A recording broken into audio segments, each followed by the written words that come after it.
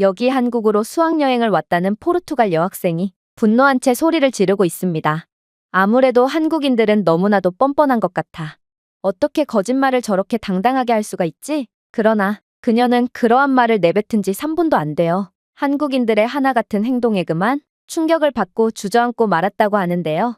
그렇다면 그녀가 한국에서 대체 무슨 경험을 했던 것인지 자세한 내용 살펴보도록 하겠습니다. 안녕하세요. 저는 포르투갈 출신의 고등학생 헬렌이라고 합니다. 최근에 저는 한국으로 수학여행을 다녀왔고 이 경험은 제게 절대로 잊지 못할 기억으로 남게 되었는데요. 일단 한국으로의 수학여행은 시작부터가 꽤나 일반적이지는 않았습니다. 왜냐하면 고등학교 수학여행임에도 불구하고 10명이라는 굉장히 소수의 인원으로 가게 되었거든요. 그 이유는 저희는 청소년 클라이밍 선수로 활약하고 있고 전국 대회에 참여하느라 원래 일정의 수학여행에 참여하지 못했기 때문인데요.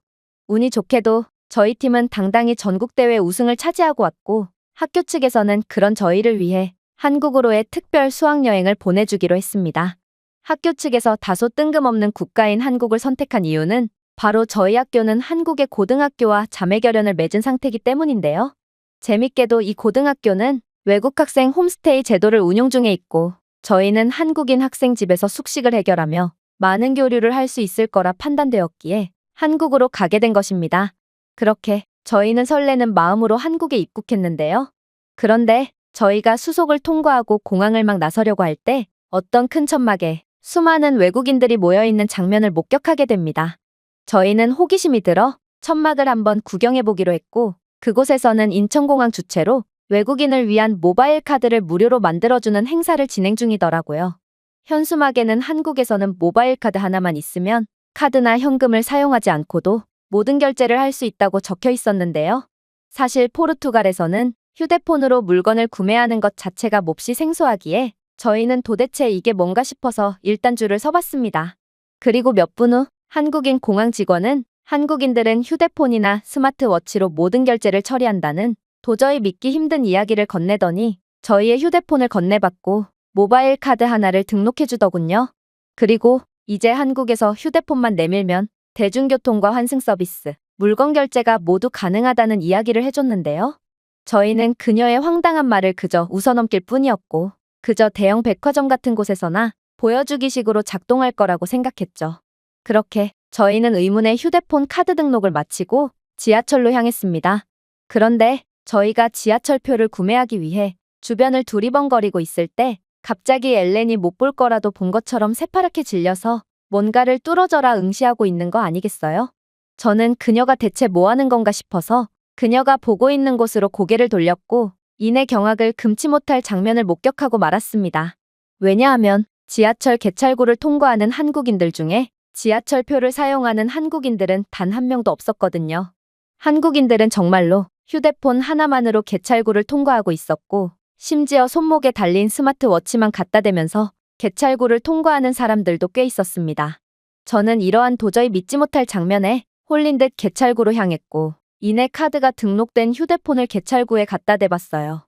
그러자 개찰구에서 빛이 나오더니 저를 그대로 통과시켜줬고 이 장면을 본 친구들은 귀신이라도 본 듯 화들짝 놀라는 표정을 짓더니 너도 나도 휴대폰을 이용해서 개찰구를 통과하기 시작했습니다. 저희는 한국에서는 휴대폰 하나만으로 지하철에 탑승할 수 있는 사실에 엄청난 당혹감마저 느꼈는데 포르투갈에서는 이러한 모습을 절대로 볼 수 없기 때문입니다. 포르투갈 지하철은 매 정거장마다 새로운 표를 구매해야 하는 엄청나게 불편한 시스템을 사용하고 있는데요. 심지어 개찰구 입구를 틀어막고 자신에게 정상가의 10배의 가격으로 표를 구매하라며 협박을 일삼는 범죄 조직들까지 즐비해 있어서 굉장한 혼란을 야기하고 있는 게 현실입니다. 그리고 어찌어찌 지하철 안으로 들어가도 소매치기를 전문으로 하는 청소년 소매치기 패거리들이 호시탐탐 귀중품을 노리고 있기 때문에 지하철은 그야말로 무법지대나 다름없죠. 하지만 한국은 완전히 달랐습니다. 한국은 휴대폰 하나로 모든 환승이 가능한 놀라운 시스템을 갖추고 있었을 뿐만 아니라 지하철은 몹시 깨끗하고 쾌적해서 어떠한 범죄자나 노숙인도 보이지 않았거든요. 그리고 한국인들은 혼잡한 지하철에서도 줄만은 철저하게 서며 차례를 지켰는데요. 이들은 내리는 사람이 먼저 내린 후 지하철에 탑승하는 놀라운 시민의식까지 보여주더라고요. 부끄럽지만 포르투갈의 지하철에서는 21세기임에도 아직까지도 힘의 논리가 성립되어서 줄 따위는 찾아볼 수 없고 그저 힘 좋은 사람이 다짜고짜 들이닥치면 그게 곧 질서가 되어버리는데요. 저는 포르투갈과는 전혀 달랐던 한국의 놀라운 인프라와 시민의식을 보고 한국은 포르투갈보다 최소 두 수는 앞선 국가라는 생각을 하게 되었죠. 그렇게 저희는 한국 지하철을 이용해서 버스로 환승해야 할 역에 도착할 수 있었고 지하철과 버스라는 각기 다른 대중교통을 이용하는데도 환승 시스템 덕에 교통비를 추가 지불하지 않고 목적지로 향할 수 있었습니다. 그리고 홈스테이 장소인 한국인 예슬의 집에 도착하게 되었을 때 저는 또다시 경악을 금치 못하고 말았죠. 왜냐하면 예슬의 집에는 난생 처음 보는 가전제품들이 즐비해 있었기 때문입니다. 사실 포르투갈에서는 가전제품이라고 해봐야 TV나 컴퓨터쯤이 전부인데요. 그러나 한국인들은 전부 부자인 건지 그저 평범한 가정집이라던 예슬의 집에는 공기청정기와 제습기, 그리고 에어컨이 천장에 설치되어 있는 형태인 시스템형 에어컨 등의 신기한 가전제품들이 즐비해 있더라고요. 포르투갈은 호텔에서조차 에어컨을 찾아보기 힘들고 웬만한 가전제품들은 한번 구매하면 수십 년은 사용하는데요. 지금 저희 집에서 쓰는 TV도 제 나이보다도 오래된 그야말로 살아있는 역사라고 불릴 만한 TV입니다. 하지만 한국은 각종 최첨단 가전제품들로 집안의 온도와 습도, 그리고 공기 상태를 항상 최적의 상태로 유지한다는 점에 저는 굉장한 충격을 받을 수밖에 없었습니다. 특히나 저는 예슬의 집에 있는 얼음 정수기를 보고 정말 기절초풍하고 말았는데 한국에서는 가정집에서조차 물을 가열하지도 않고도 뜨거운 물을 순식간에 받을 수 있고 얼음까지 자유자재로 얻을 수 있다는 사실이 도저히 믿기지가 않았거든요. 포르투갈에서는 얼음 정수기는커녕 정수기 개념조차 없고 마실 수 있을 만한 고품질의 온수는커녕 가끔은 뜨거운 물이 부족해서 샤워를 못할 때도 많습니다. 심지어 카페에서조차 얼음이 부족해서 아이스 음료 수요가 많은 여름에는 얼음 수급에 차질이 생길 정도죠. 그러나 한국은 어떻게 가정집에서조차 이러한 걱정을 전혀 안 하고 살 수가 있는 건지 저는 한국인들의 부유한 모습에 엄청난 부러움이 들 수밖에 없었습니다.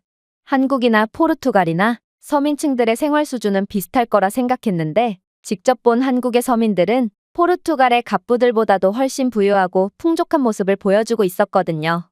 그렇게 저는 예슬의 집에 짐을 놓았고 예슬은 유창한 영어를 구사하며 근처 백화점에 맛집이 있으니 함께 가자고 권유하더라고요. 그런데 뭔가 이상했어요. 분명 예슬은 백화점에 가자고 했는데 지하철 세정거장쯤 가서 내린 그녀는 지상층으로 올라갈 생각은 안 하고 오히려 지하철역 깊숙한 곳으로 들어가기 시작했거든요. 도대체 나를 어디로 데려가는 것인가? 그녀의 행동에 의아함만 있을 무렵 갑자기 엄청나게 화려한 출입문이 보이기 시작하더라고요. 그랬습니다. 한국에서는 거대한 백화점이 지하철과 연결되어 있던 거였죠.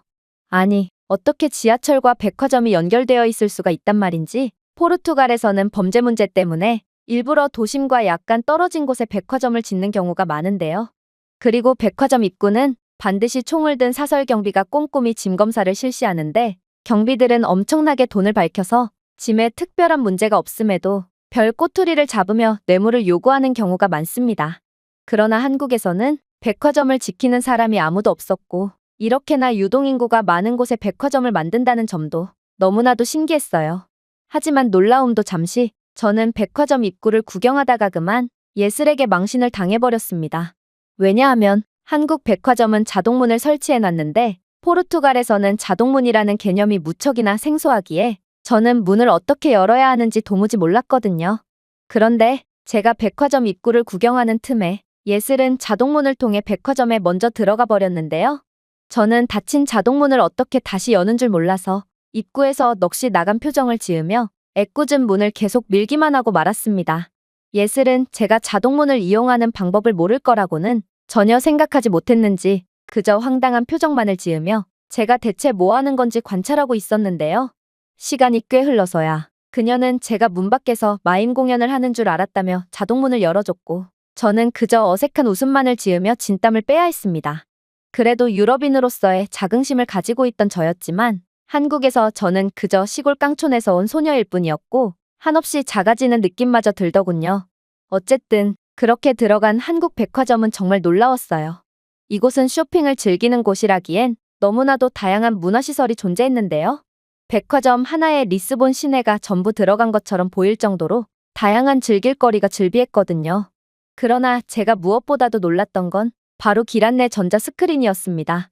예슬은 혹시 식당 말고 가보고 싶은 곳이 있냐고 물었고, 가보고 싶은 곳이 있다면 이 전자 스크린에 질문을 해보라고 했거든요. 저는 영어를 사용하려다가 혹시나 싶어 포르투갈어를 사용하며 옷가게가 어디 있는지를 물어봤는데요. 놀랍게도 이 스크린은 제 포르투갈어를 알아듣고 포르투갈어로 대답까지 해주는 거 아니겠어요? 사실 포르투갈어를 구사할 수 있는 사람은 그렇게 많지 않아서 포르투갈인들은 해외여행이라도 가면 대부분 영어를 사용하곤 합니다. 그런데 어떻게 이런 평범한 기계가 포르투갈어를 알아듣고 대답까지 포르투갈어로 해줄 수 있단 말인가요? 저는 충격을 받고 그저 멍하니 기계를 바라볼 뿐이었습니다. 그러자 예슬은 뭘 이런 것 가지고 놀라냐는 듯한 다소 황당한 반응을 보이더니 이내 한국의 웬만한 기계들에는 AI 소프트웨어가 탑재되어 있어서 외국어를 곧바로 번역해서 외국인들이 더욱 효율적으로 정보를 얻을 수 있도록 도와주고 있다고 하더라고요. 정말 놀라웠습니다. 포르투갈에서는 이와 비슷한 기계조차 전혀 없기 때문에 이러한 서비스가 필요한 곳에는 영어 가능자와 기타 외국어 가능자 등을 전부 고용하곤 하거든요. 이건 무척이나 비효율적이고 결국 이러한 비용은 소비자들이 오롯이 감당하고 있는 게 현실입니다. 그러나 한국은 이런 최첨단 기술 하나로 도대체 얼마의 시간과 재화를 절약하고 있는 건지 저는 순간 한국과 포르투갈이 같은 21세기를 살아가고 있는 게 맞나 싶은 생각까지 들더라고요. 그렇게 AI 기능이 탑재된 전자스크린은 제게 옷가게 위치를 상세히 설명해줬을 뿐만 아니라 약도까지 그려주며 친절한 설명을 해줬고 심지어 휴대폰 QR코드로 약도를 전송하기까지 해주는 미친 듯한 기술력을 보여줬습니다. 저는 이러한 현실을 벗어나 보이는 한국의 모습에 그저 혀를 내두를 뿐이었고 어리빠진 채 기계에게서 받은 약도를 따라 의류 매장으로 걸어갔어요. 그렇게 들어간 한국 백화점의 의류 매장은 모든 상품들을 직접 만져보고 입어보기까지 하고 구매할 수 있는 놀라운 모습을 보여줬는데요. 매장 안에는 옷을 직접 입어볼 수 있는 피팅룸도 존재했고 모든 상품들이 개방된 공간에 진열되어 있더라고요. 포르투갈의 백화점에서는 도난 사건이 너무나도 많이 일어나기에 견본 상품들만 통유리에 진열되어 있고 나머지 상품들은 자물쇠로 굳게 잠긴 창고에 보관되어 있는데요. 그래서 마음에 드는 옷이 있으면 제대로 확인도 못한 채 직원을 불러서 구매해야만 합니다. 물론 도난 방지를 위해 가방을 가지고 매장 안으로 들어가는 행위도 금지되어 있어서 몹시 불편한 쇼핑을 해야 하죠. 그러나 한국인들은 높은 치안과 시민의식을 바탕으로 소비자의 권리를 전부 누리면서 편안한 쇼핑을 할 수 있다는 점은 너무나도 부러우면서도 존경스럽더라고요. 저는 포르투갈이었다면 폭동이라도 난 듯이 모든 의류들을 순식간에 도난당했을 이러한 허술한 모습이 한국인들에게는 너무나도 당연하게 받아들여지고 있다는 점에 감명을 받아서 한국의 이런 놀라운 모습을 동영상으로 찍어두기도 했는데요. 하지만 이 영상을 친구들이나 부모님께 보내줘도 그저 조작 영상이라며 세상에 그런 나라가 어딨냐며 도저히 믿을 생각을 안 하더라고요. 이런 모습을 보면 포르투갈이 아무리 경제 발전을 한다고 해도 한국인들의 시민의식까지는 따라할 수 없겠다는 것을 깨닫고 약간의 씁쓸한 기분도 느꼈네요. 그렇게 저는 이런저런 생각을 하며 오랜만에 정말 만족스러운 쇼핑을 즐길 수 있었고 여러 옷들을 입어보고 마음에 드는 옷 몇 벌을 구매할 수 있었습니다. 물론 한국인들처럼 휴대폰 하나만으로 결제했죠. 그리고 들뜬 마음으로 예슬이 추천하는 맛집으로 향했습니다. 그런데 그렇게 푸드코트로 내려가는 중에 저는 도저히 믿기지 않는 장면을 목격하고 마는데요. 왜냐하면 이곳은 백화점임에도 불구하고 클라이밍 시설이 존재했기 때문입니다. 사실 클라이밍 시설은 웬만한 곳에서는 흉내조차 못 낼 정도로 만들기 어렵고 비용도 많이 드는데요. 실제로 포르투갈에서 클라이밍 연습을 하려면 1시간 동안 차를 타고 시내로 나가야 하고 그게 아니라면 근처의 산에 올라서 클라이밍 연습을 해야 합니다. 그런데 한국은 하다하다 백화점에 이러한 시설을 구현해 놓다니 저는 그저 황당한 감정만을 느낄 뿐이었죠. 가까이서 본 클라이밍 시설은 더욱 놀라웠어요. 이곳은 전문 클라이밍 연습장이 아님에도 불구하고 정말 전문적이고 완벽한 상태를 자랑했거든요. 포르투갈에서는 전문 클라이밍 시설들조차 예산의 한계 때문에 저렴한 자재와 조악한 마감을 해둔 경우가 많고 가끔 발판이 빠져서 사고를 당하는 경우도 많은데요. 하지만 한국은 정말 수준 자체가 다르더라고요. 심지어 이곳 근처에는 클라이밍 시설 말고도 풋살장이나 테니스장 등 다양한 문화시설이 존재했는데 저는 이러한 문화시설이 한 곳에 모여있는 한국의 인프라에 정말 엄청난 충격을 받을 수밖에 없었습니다. 그러던 중 저는 문득 지금껏 한국의 선진적인 인프라에 촌스러운 반응만을 보였던 제 모습을 떠올렸고 지금이야말로 제 이미지를 회복할 수 있는 절호의 기회라고 생각하게 되었는데요. 그래서 예슬에게 제 클라이밍 실력을 보여주기로 했습니다. 다행히 예슬은 제 날다람쥐 같은 모습에 연신 박수를 보내며 놀라워했고 저는 그제야 뭔가 보여준 것 같은 생각에 마음이 편안해질 수 있었죠. 그리고 식사 후에 예슬과 함께 집으로 돌아오는 길에 저는 많은 생각에 잠기게 됩니다.